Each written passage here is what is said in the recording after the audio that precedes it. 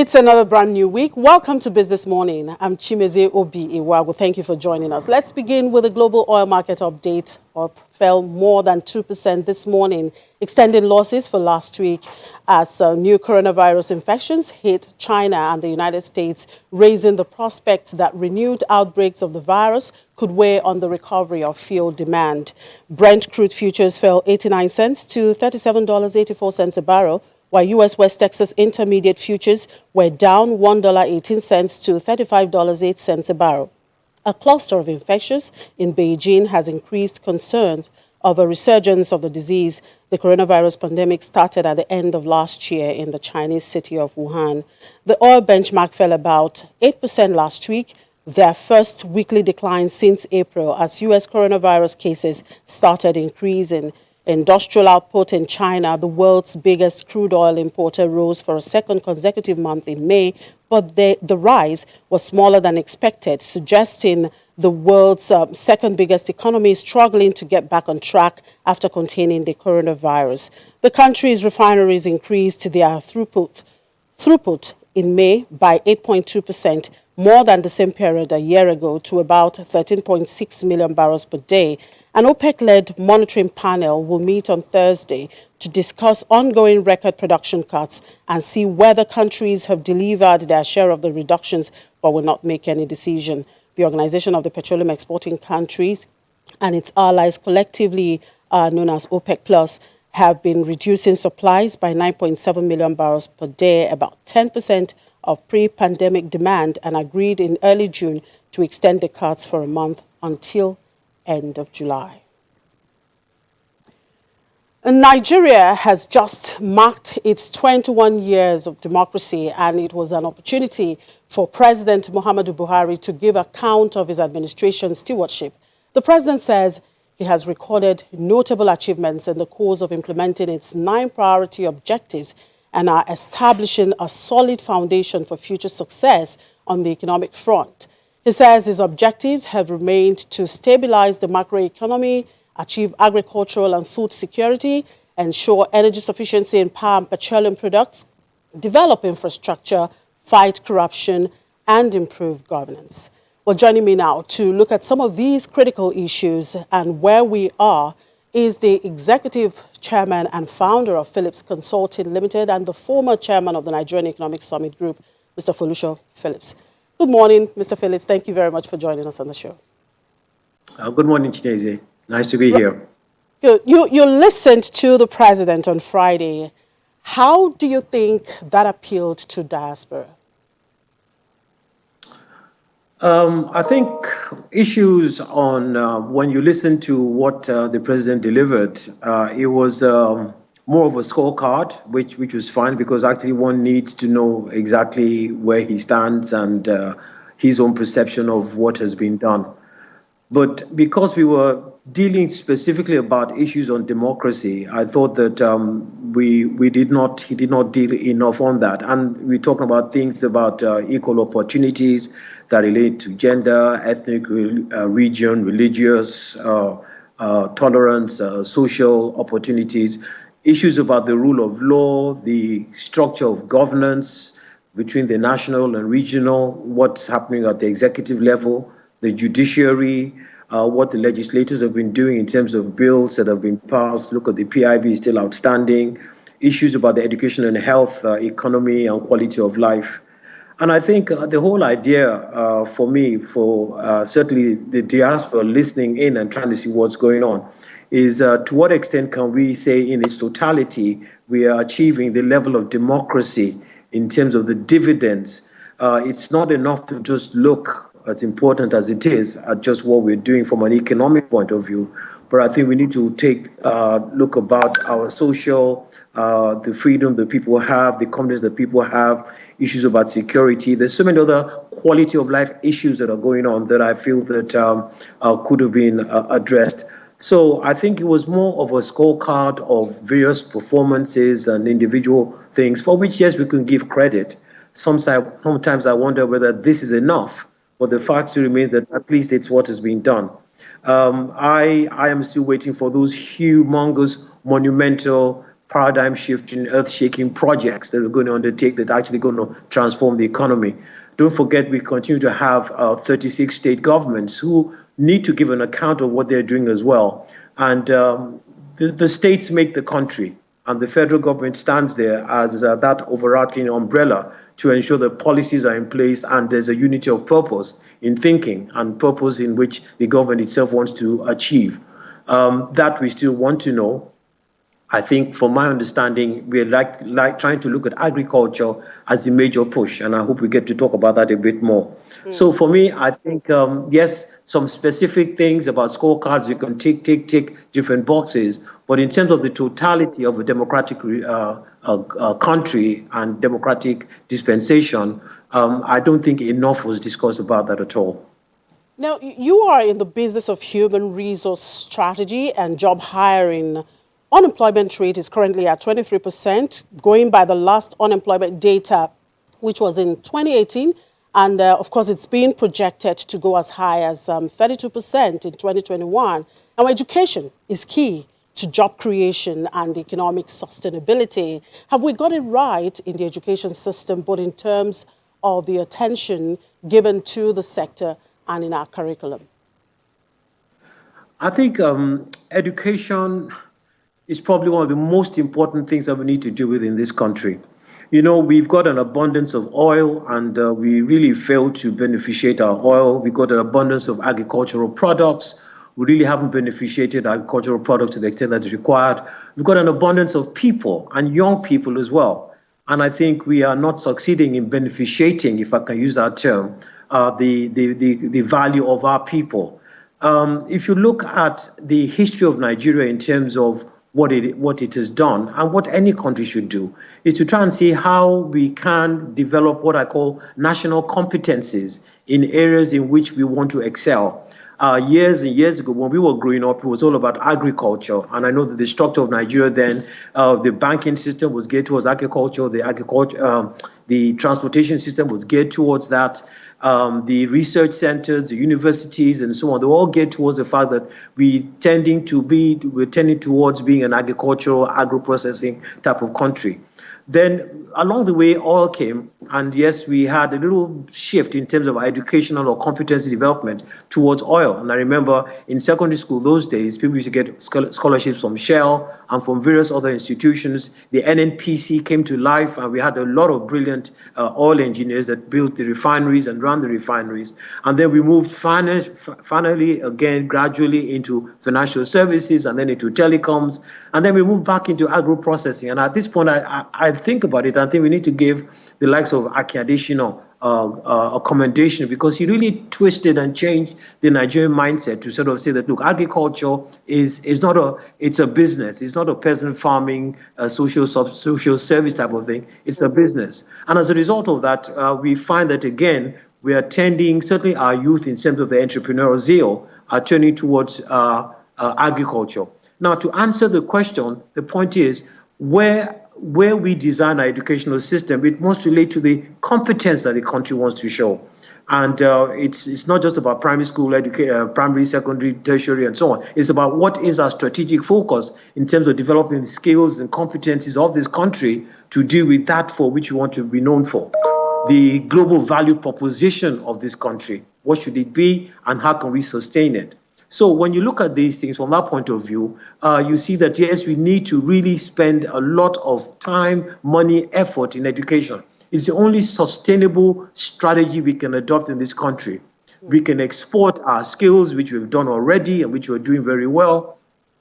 We can also enhance the ability and way in which we deal with governance. Even education itself helps our political system when it comes to the whole idea of voting and our annual democracy movement and people being more intelligent and more capable. So my answer is from that broader aspect. I mean, we can go into details about curriculum and things of that nature, but those are things that we know and are expected. But what is the conceptual thoughts and thinking behind it? And I think for us, identify what our true value proposition is, ensure that our competence as a nation, built starting from the young ones, is focused and aligned to that, then I think we begin to feel a bit more confident in that area. Right, you talked about skills development. Now, where does technical colleges come in here? What role can they play? I mean, we used to have a lot of technical colleges, around. Just wondering if that still exists. In fact, I'll say that for technical colleges, they are the ones that are going to make it happen. Hmm. What do I mean by that? We want to build this country. When I say build, I'm talking about physically building. We are putting up concrete structures, roads, bridges, schools, hospitals, all those things that have to do with physical things that we've got to deal with. And as a result of that, the technical colleges come to play. The vocational skills training, the ability to transform cash investments into structures. And so we cannot avoid that. Today we have a lot of young people that have developed transaction platforms where you can buy things online, you can order online, and we're very up to date and probably ahead of the game as far as this digital trading and digital transactions and payment is concerned. But when you do make the payment, how do you deliver the goods? Somebody's got to make those things. Somebody's got to have a physical response to the financial inquiry I've made to make that purchase. And that's where the technical colleges come in. So we can't ignore them. And not only that, we've got to give them value as well. To go into a vocational trade does not mean you are devaluing yourself. It is probably one of the most important things we have in this country to pursue to ensure that we can deliver on all those physical expectations, because these things just don't magic themselves out. We're investing in railways, we say we want to build bridges, we want to do so many of these things. They've got to be maintained, they've got to be sustained, and we need that technical competence. So those technical colleges, they are so important, and they also need to be upgraded, even at par, if not beyond the kind of things we're doing with our universities right now. Now, the president in his speech said that as part of the strategy to create jobs and reducing the effect of COVID-19 on our youths, he directed the employment of 774,000 Nigerians. And these youths will be engaged in special public works programs. And each of the 774 local government areas in the country will be allotted 1,000 slots. What are your thoughts on this? Yeah, I mean, I don't know much about this, and I thought it was a bit novel because it's always nice to have these innovative concepts. It's almost like a scheme whereby you as a government you say that look, I need you, Philips Consulting, to employ 10 people, and guess what? I would pay for part of it, if not all of it, but I just need those people to keep working. So I think I don't know enough about this scheme, and I think it's new, but I think it's innovative. But for me, anything that can get our people to work. The thing about working with the local governments is the fact that what do the local governments themselves do right now? Are they efficient in the way they work? Is there going to be any work for them? Are they just going to go in there and sit there twiddling their thumbs? We know right across the country, depending on which particular state you're talking about, local governments are not as effective as they should be. They're not doing the things that we expect, and find that the local communities tend to be a bit disappointed with them. So when we add another 1,000 or so for each local government, what are they going to do? Like I said, I don't know enough about it. It sounds interesting, but there's got to be purpose in their actions. There's got to be something for them to do. There's got to be some particular delivery that you're expecting from them, so that we can go back and say, has this thing worked? Has there benefit for it? Or is it just another social scheme that we're putting in place by having these people go in there? All right, you did mention agriculture, and of course, one of the economic sustainability plan of the government in the fight against COVID-19 is adopting a mass agricultural program for job creation drive. And of course, the president reiterated that fact when he said he's promoting grow what we eat and eat what we grow. How would you assess the federal government's agricultural policies vis-a-vis job creation?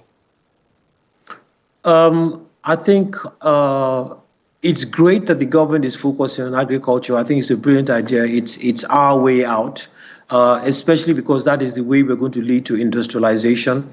The ability to grow and process and sell and package and the whole value chain of food production is something that is very, very important. We need to ensure from a food security point of view that we do grow our foods. We do ensure that we can process. And what we must do is again step above the peasant farming concept and look at how we can encourage big business to get into farming, to get into agriculture, to ensure that the government, which give credit to the central bank and the schemes they've got in place, to fund through various schemes people that do want to get into agriculture. It's the way in which we're going to actually leapfrog, if you want to put it that way. And it's a double-edged sword in a positive way, in the sense that it employs people, as we say, but also it reduces the amount of foreign exchange that we need as a country, because we really need to relieve that pressure on foreign exchange. And the way and manner in which we can do this is to ensure that we don't import things that we can really grow ourselves. And we've got to uh, elevate ourselves to the point where we are exporting, and these things can be done. We've got the people, we've got the manpower, we've got the ideas, and what we need to do is to try and see how we can get government to invest and participate increasingly with the private sector. Sometimes some investments are too large for the private sector to deal with, and sometimes too large for the government itself. And we need to find a way where both can partner. There are large organizations like the Como company, the flour mills of this world, and even the Dangotes. But these are just little. They're large organizations, but we don't have enough of them. And we need them to get into these things to begin to provide the huge investment and the structured process that's required as well. Because these things, because they cost money, there's got to be form and content to it. But yes, it's the only way. And even when we have a lot of people sitting in for offices, civil servants, they're going to come a point in time where we're going to say, look, rather than sit there twiddling your thumbs, go to the farm and let's begin to do it in a very productive, rewarding, and commendable way as well. All right, you were the former chairman of the Nigerian Economic Summit Group. Over the years, several reports have been submitted to government resulting from the summit outcomes. How well were these recommendations taken, and what's the extent of implementation?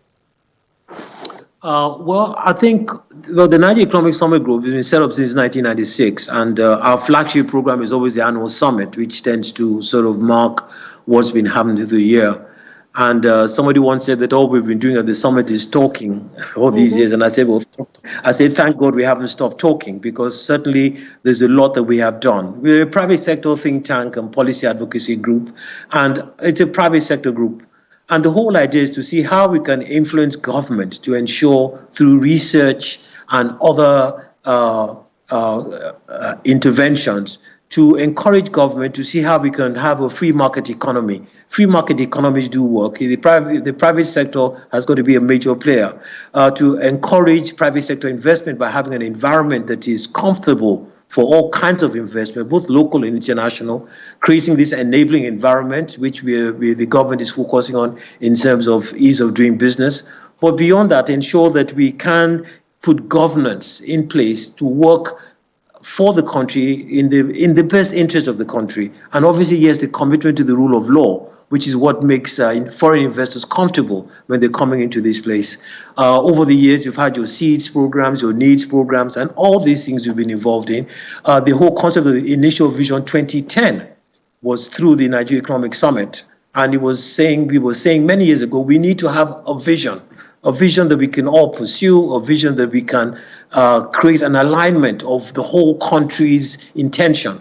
And through one administration or another, they've either been ignored or not been followed through. I have started presentations made to the Federal Executive Council, when I was chairman, whereby our reports were submitted to them. Depending on which aspect of the report is important to which particular ministry, these things are taken up. You find that we worked with the Ministry of National Planning for many years because we jointly do the summits. And the whole idea is to say, look, how can we, during the summit, bring the government and the private sector together to say, how can we work together? What are the things that we need? Since the role of government is to support the system, we say to ourselves, look, listen to the things we think you need to put in place. Now, recently, and more interestingly, the government has shifted. I mean, the Economic Summit Group, we've shifted more to the National Assembly, to the extent that we have a National Assembly roundtable and working in cooperation with the Nigerian Bar Association. We've looked into how we can develop policies, write up bills and laws that will support the growth of private enterprise in many ways, the investment policies, regulation of businesses, setting disputes, even e-business, and all things of that nature, are things that we got to the National Assembly together with, and we're actually working with them and helping them, conducting research to be able to write the laws that would ensure that these the environment that we require to get this country to get the both sectors going. So there's been quite a busy time for the Economic Summit Group, and we still continue to do things of that nature. The government has listened from time to time. Yeah, of course, and let's continue to hope that these visions come to reality one of these days. Thank you very much, Mr. Phillips, for your time. Thank Mr. you very Felicio much. Phillips is the executive chairman and founder of Phillips Consulting. And with COVID-19 here, the International Labour Organization says protect children from child labor now more than ever. We'll talk about that after the break.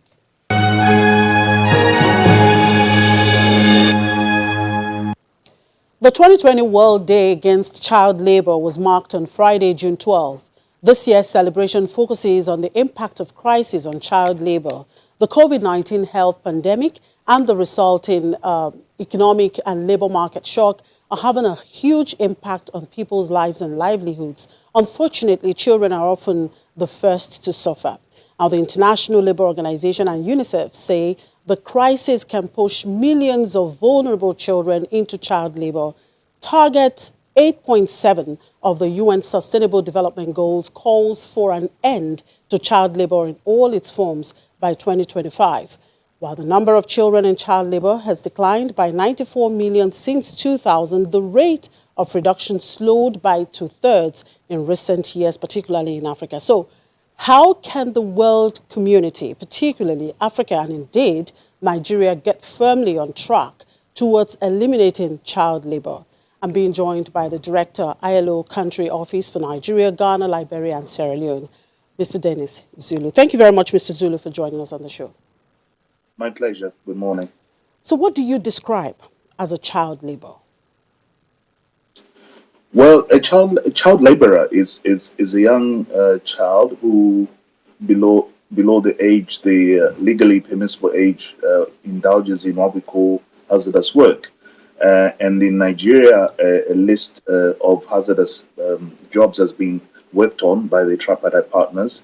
And some of the jobs that are classified as hazardous work include hawking, include child sex work, include some aspects of farming, which ultimately deprive the children of the opportunities to go to school. So what we're saying is really that you can actually indulge in some work between the ages of 16 to 18 in supervised environment, but if you work below the age of 16, then you're involved in what is called child labor, and these are in the occupations that I've just mentioned. Now, there are situations in a family, struggling to make ends meet.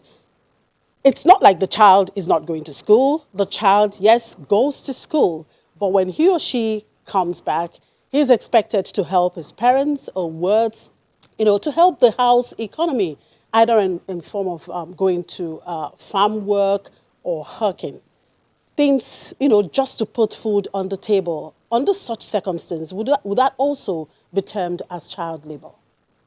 Well, there's a distinction between, as I say, between child labor, but what you're referring to is what is called child socialization. And as you know, each child during the process of growing is allowed to learn the different tasks that you have to perform as a human being. And therefore, any work that is done in the process of socializing the child, making the child aware of their responsibilities as growing up, is really called child work. And that in itself is permissible. What is not permissible is for these jobs to become the main preoccupation of the child. So the child stops going to school and is therefore engaged in hawking, for instance, the whole day, is engaged in child sex work. Those sorts of vocations are not permissible. So indeed, we recognize the fact that the child, when growing up, has to do certain things, help the father in the garden, help the mother in cooking or washing the dishes. That is permissible, and so long as the child goes to school. But that should not become the number one preoccupation, where you're depriving the child of the opportunity to enjoy the benefits of growing up and being able to learn what a responsible adult will need to be. Okay, now child labor decreased globally by nearly 94 million since year 2000. However, that does not apply to Africa. Progress in the fight against child labor seems to have slowed down. Some studies indicate that 32% of workers in Africa are victims of child labor. In Asia, it's 17%, and the advanced economies, it's 1%. Why so? Well, I think what one thing we should recognize is the fact that in Africa, the level of poverty, which is one of the principal drivers of child labor, have been increasing steadily over the years. I mean, when you look at the recent report from the National Bureau of Statistics in Nigeria, which indicates about 41% of Nigerians live in poverty, that in itself is an indicator that things are not looking good on the poverty front. So when you see an increase in poverty, you will definitely see an increase in child labor, because child labor is also seen as one of the coping strategies for families who then have to resort to using children to complement, to supplement the income that they get. Economically as well, Africa has not been doing very well of the last decade or so, although there's been one or two countries doing with extremely very good economic growth rates, but the levels of inequalities have grown as well. So there's an increase in the number of poverty, people falling in the poverty trap, but also that in a way also contributes to the increase in the number of children who are working. The opportunities really in the job market are not there. So you'll find that because parents can't work, then they're forced to use children to be able to complement whatever little incomes they have. And this has been particularly seen during this period of COVID, where because of containment measures, business have had to close. Workers and families leading or really depending on selling in the market, for instance, have had very little incomes coming in. Hence, the pressure on families to sustain their livelihoods has increased. Hence, the increase of child labor. Now, you had warned that child labor is likely to increase, particularly at this time of crisis. We're dealing with COVID-19 pandemic. Can you talk us through some of the main channels through which the COVID-19 pandemic is likely to affect progress towards the eradication of child labor? Okay, it's very clear, obviously, that there's been a marked decline, and we're expecting a recession or in a recession already in Nigeria. What does that mean? There's a reduction in productivity, there's a reduction in economic activities, and primarily there'll be an increase in the levels of unemployed in the country. But more importantly, Nigeria has a lot of people working what we call the informal economy, which contributes significant numbers to the number of employed in this country. As part of the containment measures, I said businesses were closed for some time, are still closed in certain parts of Nigeria, and therefore parents who depended on jobs in these organizations, who depended on jobs in the informal economy, selling in the market, getting themselves involved in all sorts of income generating activities, have seen a loss in incomes. So what does that mean? That basically means that parents now have to look at alternatives, and seriously, in situations where poverty is most pronounced, children are being asked to take upon the responsibility of getting more incomes for their family. Now, related to the loss of jobs and the loss of incomes leading to child labor, we've also seen that schools have been shut. It therefore means that children are in households idling about, and therefore are seen to keep themselves busy. Parents might be tempted to use them to make the children bring more incomes and send them off to hawk or send them to do all sorts of things that really they would not be doing. Also, when we do actually, there's a study that shows that even when schools reopen, due to the decline in incomes and the fact that families have lost their sustainability, it might be very difficult for them to send their children back to school. Because as you know, sending children to school requires certain things such as uniforms, such as books and lunch money. But because of jobs that have been lost, families will not be able to send their children back. So as a result, we are bound to see a marked increase in the number of children working, because families really will have very few alternatives in as far as keeping their families sustainable. So, from all you have said, what can African governments, particularly Nigeria, what they need to do now to protect children from child labor?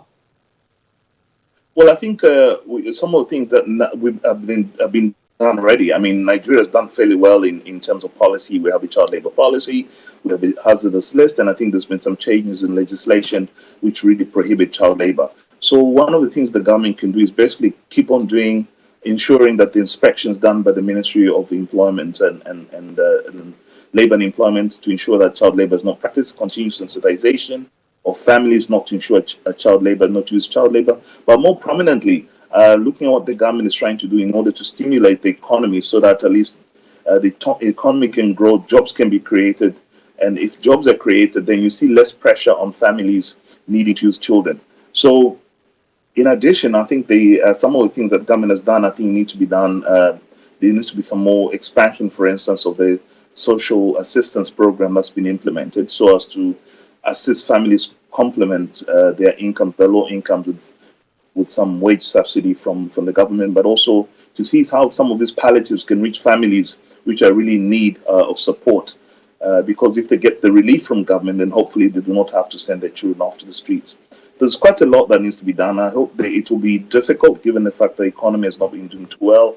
Oil prices have gone down. So it needs the concerted efforts of all of us to ensure that we work towards the reduction of child labor by providing for families that are particularly vulnerable, but also for ensuring that children who are not in school go to school.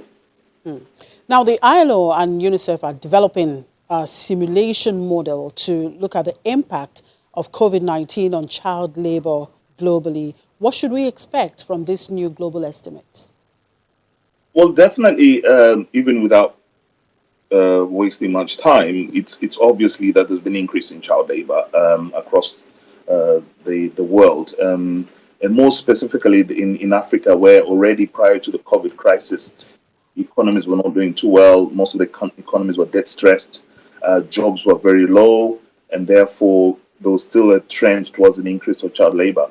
So it is anticipated that the results from the simulation to determine the impact of child labor will show a marked increase in children working, especially in the hazardous forms across the continent, in Nigeria inclusive.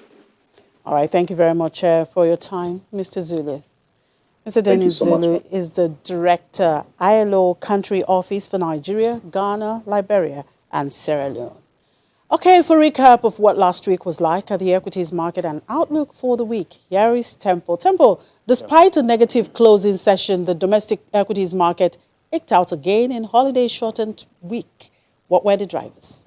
Well, quite a lot was what we saw as the drivers, actually. We know that there's been this crude oil price, which has declined. But then again, you had a couple of companies that came up with their earnings, like Boa Cement, that contributed massively to the gains that we saw this week. And of course, a couple of other firms, actually, that released their numbers, contributed to the engagements that we saw in the market. Dangote Sugar was the second company I was trying to remember. But if you now look at the all-share index, it was up some 0.67%. Some brokers had approximated this to 0.7%.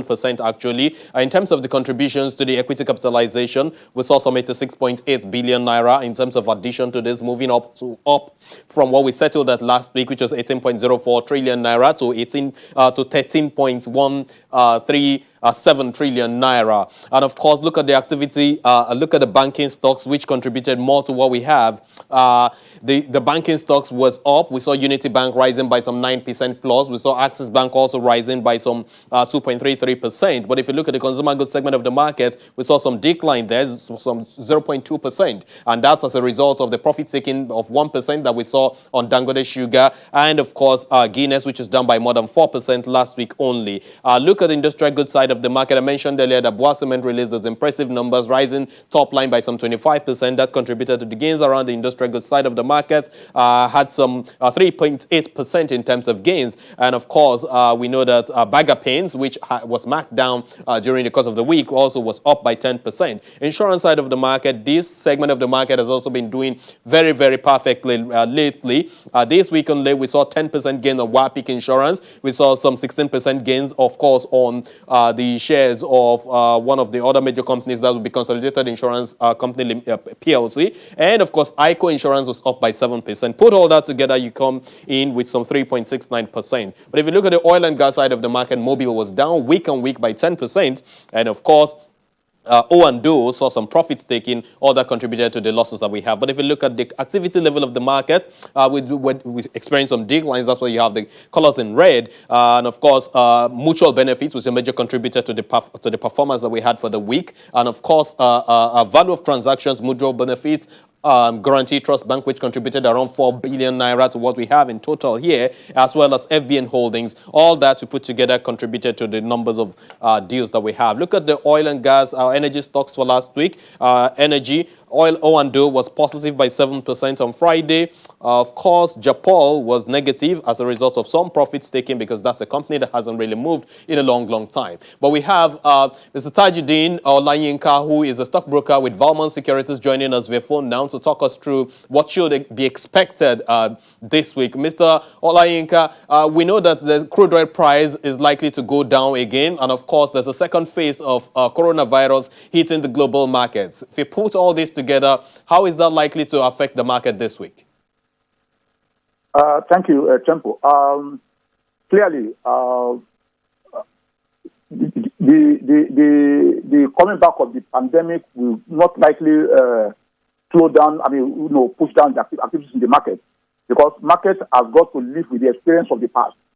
When it happened last time, market didn't have that experience. Market didn't know what was going to happen. It was as if the whole world was going to shut down. And we saw that economies, around the globe shut down. So, but the fact that these economies, especially the very advanced economies, are coming back, they are reopening. It is unlikely that we will have the same impact that we had, when the coronavirus pandemic started. Be that as it may, you also have to look at what the Nigerian government has done. The government has made a statement that, in spite of the pandemic, they are going to do whatever is humanly possible to avert recession. And that statement was made from the passing of revised federal government budget. So 10.8 trillion naira is exactly what government passed or approved as budget at the beginning of the year, 2020. So they are still going to maintain those provisions, those budgetary levels. So for the fact that the government is not going to move back on its budget, even though it's going to finance this budget with huge deficit, it means that the government itself does not want to go into recession. It doesn't want the economy to go into recession. So if government can handle that area, it will somehow still impact the market in a way. Market is not likely to go down or go back to what it was before, when we started this problem of coronavirus crisis. So market is going to improve, although it may slow down a bit. But even the crude oil prices may not drop as much, because the U.S. has also made a statement that it won't shut down our economy again. Once that economy is running, and don't forget also that the United States of America holds the kickstarter to the global economy. Once that economy is running, I want to assure you and assure the viewing public that most economies around the world will connect to that same U.S. economy. So clearly, I do not expect a serious negative impact on the economy of Nigeria and on the market as a whole. So the market might slow down, but it won't go back to what we had when there was panic and people were selling. Not expect anybody to sell. Thank you so much, Mr. Olayinka. Also buy cautiously. Thank you very much. Thank you so much for your insight, and let's hope that the market actually records some gains for this week as it did for last week. Mr. Tajuddin Olayinka is a stockbroker with Valmont Securities Limited, a member of the Nigerian Stock Exchange, actually. Back to you now, Chimeze. Thank you, Temple. Well, I'm optimistic the market will be up today. Okay, just hang in there, Temple. We'll do an opening call to London as soon as we come back after the break.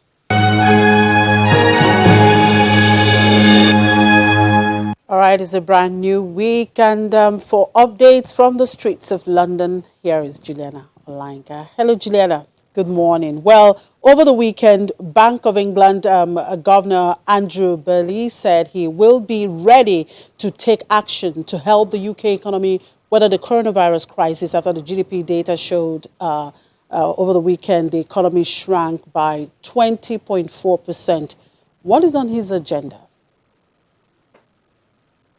Gosh, that's a good question, Chimeze. Good morning, by the way. Well, we'll find out later this week, because on Thursday we have the Bank of England's Monetary Policy Committee meeting, and we're definitely expecting some sort of update. At the moment in the UK, interest rates are at a historic low at 0.1%. And unlike other central banks across the world, especially in the continent, we haven't actually seen any signs from the Bank of England governor that he would be interested in going into negative interest rates. I think what we are expecting is bond buying to be massively increased, possibly by up to £100 billion. So that's what everybody will be waiting on. That's definitely going to move the pound and the FTSE when that happens on Thursday afternoon. But yes, Andrew Bailey on Friday evening, he was responding to the pretty shocking report from the Office for National Statistics showing that UK GDP fell by 20.4% in April. Of course, the entire country was in lockdown. Everything was in standstill, particularly the service industry, which was the most hurt. I think that fell by about 40%. But Andrew Bailey does say that they are keeping a forensic watch on some data that obviously isn't available to the public. So even though it was particularly bad, he did say that there are signs showing that the economy is picking up again. So yes, Thursday is D-Day though, just to see exactly what will happen and how the Bank of England will be supporting the British government. All right, British Airways, Ryanair and EasyJet have filed a formal legal challenge to the government's quarantine policy. But how far can they get with the fight against the government? Well, they want to go all the way. That's the reason why they're doing it. On Thursday, they filed the legal paper in the High Court in Britain, so they're absolutely serious about this. And of course, this all stems around the government's new quarantine policy, which came into place 7 days ago. So if you're coming into the UK, you must self-isolate for 14 days. Now, the lion's share of all of the fallout in the pandemic has really battered the tourism industry and the airline sector. And they are just not happy that just when Europe and the rest of the world are starting to open their borders, they seemingly think that the British government are closing their borders. They're having real issues with the fact that Britain are now telling tourists who want to come here that they have to stay at home or stay in a hotel for 2 weeks. And they think that this is going to completely batter the industry and, of course, lead to thousands more jobs. BA or IAG, the parent company of BA, are leading this pack, but they have been joined by other airlines. They have filed this report to the High Court, and what they're wanting the government to do is basically do a U-turn, stop this from happening, and then also start to create some of these air bridges, which basically means if you're coming from a certain country, you can come here without self-isolating. That's what the government have suggested they were going to do, but they're not happy because the government haven't announced any of those measures yet. And ultimately, they said that the best solution is for the government to go back to what they were doing on the 10th of March, which is telling anybody coming from a high-risk country to self-isolate, but not do a blanket quarantine for all passengers coming in. And it's a new week. Aside from the BOE policy meeting, what does it look like? What else should we expect? Well, the major story here in Britain today is that all non-essential stores are opening. It's a big, big story. Lots of camera crew outside where we are in the centre of London. Oxford Circus, Nike Town, Primark, Selfridges have got queues and queues of people just desperate to get their hands on something that quite possibly they couldn't get online, or perhaps they just want to get out and have some fresh air. Boris Johnson, the Prime Minister, over the weekend has been given a series of interviews telling people that they should shop with confidence, because of course that's exactly what needs to be done if the economy is to start ticking over again. So that's a big, big day for the UK, and there are some stores that are desperately relying on customers coming in, because we can see, and we've seen in the past, that footfall in the high street has been dying, and of course it's been completely cut off because of lockdown almost 3 months ago. So it'll be interesting to see when the data starts coming out to see if this is just, a flash in the pan of people coming out, or if, people are really ready to open up their purse and start contributing to the economy again. Well, we'll wait to hear more from you later in the day, Juliana. Thank you. Thank you. And back here on the debt and currency markets, Temple is back on board. Temple. Sure, Chimeze, thank you so much. Well, let's quickly look at the NASD OTC market, which was a A little bit also negative for last week, down by some 1.43%. That's because we saw some profit-taking activities on this platform as well, even though the market capitalization has continued to now reduce in number or in value. Look at the volume of transactions was just 0.39 million for the entire week, 0.39 million units of shares traded across board. And in terms of the value of the transactions, 65.25 million naira. And of this figure, Niger Delta Exploration Production Company was responsible for 54 million units, VFD Group 9 million naira, and you know, a couple of other companies, CSCS and the likes, you know, joined to perform and push up that or impact the all share index, which would be the NSI of that platform. But talking about the debt and currency side of the market, in terms of bonds now, things were not so bullish last week because again, we know that system liquidity is really on the strain, has been strained lately due to some CRR debit in the week before now, and of course, it settled around 151 billion naira for last week generally. At the end of the day, we saw an increase of 6 basis points on the average in terms of the yields for the bond side of the market. Look at the NCB side of things. Week on week, we understand that the numbers actually remained flat. Yields remained flat. There was basically not so much movement. At the point in time, there was basically no trade on this platform. But these numbers represent the trading transactions that we saw on Friday. And that's how we got a little bit of interest here. Open market operations as well saw a little bit. It actually opened quite tepid, and along the line just before the public holiday, we saw some renewed interest on the part of some investors. Of course, that's because some investors were able to reinvest their maturities from the OMO maturity that we had last week, sometimes during the course of the week. But on the phone now joining us is Dayo Gundari, an FX dealer with Access Bank, to speak to what is likely to happen this week. Dayo Gundari, thank you for joining us on the program. But let's look at the fact that crude oil has now been dictating investor sentiment in the market. How's that likely to shape trading for us this week? Okay, good morning. Thanks for having me. So this week we have about 353 billion in OMO maturities, and there's a retail SMIS. So we also have a bond auction this Wednesday where the DMO has already released the calendar for the month, and they plan to borrow about 150 billion this week on the 5, 15, and 30-year reopening. So we expect it to be oversubscribed because of the liquidity in the market, and we will also see some activity trickle to the secondary market as investors try and cover their loss fees. So you will certainly be having a maturity on Thursday. If you put that together with what you have in terms of system liquidity, how's that likely to shape performance of the secondary markets this week? Well, system liquidity closed last week. I mean, it was a pretty short week last week, so system liquidity closed at around 210 billion. We had a normal maturity last week of around 93 billion, and that was mocked up as well. So we also expect the Sukuk bond debit as well this week, which will be about 162 billion. So I think in terms of liquidity, there won't be that much liquidity in the system. So let's look at the FX side of the market. You're an FX dealer, of course. Lately, we've been seeing some kind of lackluster trading in terms of volume at the investors and exporter window of the FMDQ. For this week, what are you expecting? Do you see that's changing, bearing in mind that sometimes last week we had some kind of a surge in one of the trading days? Yeah, so the official rate traded flat throughout last week, and the INE window rates appreciated about 75 kobo to close the week.